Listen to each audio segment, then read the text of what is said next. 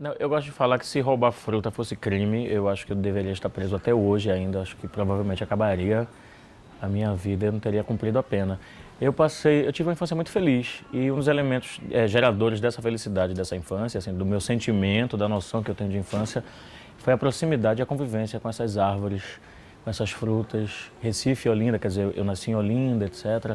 Mas Recife e Olinda eram cidades muito mais horizontais, né, com quintais amplos. As pessoas tinham o hábito de ter plantas em casa, ter árvores frutíferas em casa, de se presentear uns aos outros, né, com as frutas da temporada.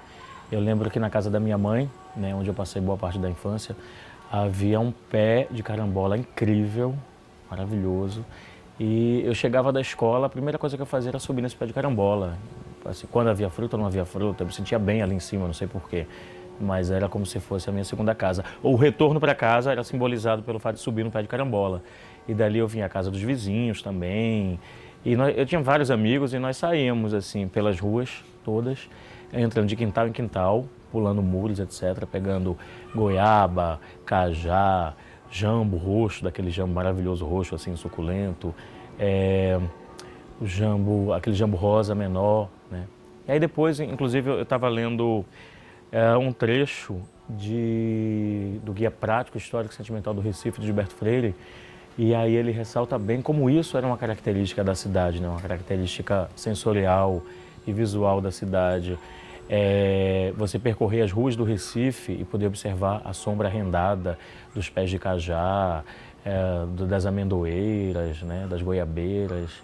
A cidade, infelizmente, já não é a mesma, né? Essa verticalização excessiva que a cidade vive, ela acaba comprometendo essa intimidade, essa confluência, né? Essa convivência constante que os pernambucanos tinham com as frutas. E eu acho que essa convivência, ela não apenas estimula assim, uma certa característica de paladar, né? Não traz apenas assim, o gosto pela fruta de época, pela fruta suculenta. Ontem no telefone eu estava conversando até com uma chefe que eu admiro muito de São Paulo, Mara Salles, que tem um trabalho muito interessante de afirmação de uma cozinha brasileira, contemporânea, mas que reverencia muito as tradições, né, os hábitos de mesa, assim, dos nossos avós e tal. E Mara diz que gosta muito de vir a Recife para poder provar as frutas de época aqui, porque ela é um perfume, é um cheiro, né, uma coisa assim, né, de uma temperatura, de um sabor realmente que você não encontra em outras latitudes. E eu comentei com ela que eu lembro que Maria Bethânia, a cantora, passou 17 anos sem vir ao Recife porque ela sofreu um incidente num show há muito tempo atrás, nos anos 80, foi xingada no meio do show e, assim, turrona como ela é, né, prometeu que nunca mais voltaria ao Recife. Muitos anos depois, ela recebeu um convite do então prefeito Jarbas Vasconcelos para voltar a cantar na cidade e disse que, claro, que aceitava esse convite, que estava morrendo de saudade da cidade. E uma das coisas que a faziam sentir muita saudade do Recife era a possibilidade de chupar um cacho de pitombas frescas. Ela é louca por pitomba, etc. Então essas frutas, elas estão na paisagem e não é na paisagem apenas natural.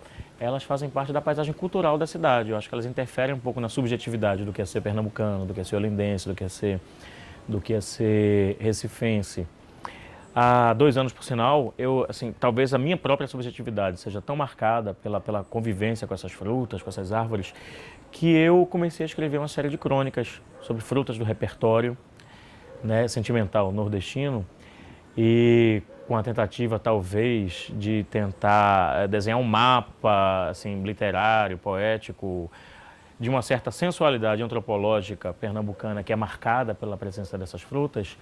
E eu publiquei a primeira dessas crônicas, que era a respeito da jaca, porque a minha avó é interiorana e tal, e eu lembro que ela fazia fila assim com todos os netos, fila indiana organizada para abrir uma jaca dura, aquele era um ritual familiar dos domingos, e nós ficávamos ali naquela casa enorme e tal, uma casa de interior, né, com um quintal muito grande, muito generoso, e ficávamos ali na fila para poder comer a jaca e tal. Enfim, jaca é uma fruta realmente que me intriga muito.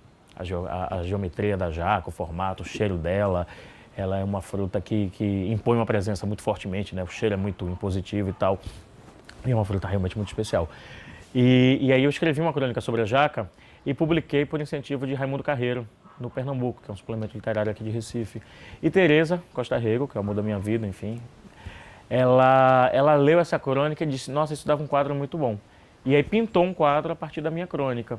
E aí a gente acabou tomando entusiasmo por isso, eu fui escrevendo outras crônicas. Ela também. E aí foi pintando as crônicas que chegavam, né? Não exatamente ilustrando as crônicas, mas usando essas crônicas como ponto de partida, né? Como catalisador, digamos assim, da narrativa pictórica dela. E aí isso deu origem a uma série de quadros inéditos e foi a última vez que Teresa expôs.